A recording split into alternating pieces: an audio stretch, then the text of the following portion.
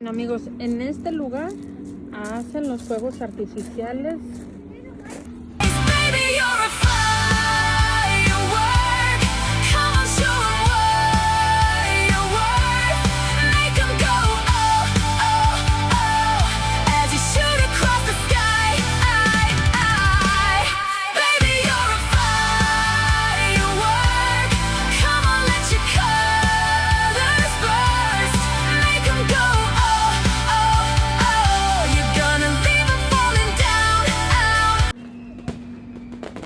Aquí te venden todos los tipos de cuetitos para celebrar ahora el día de la independencia de Estados Unidos.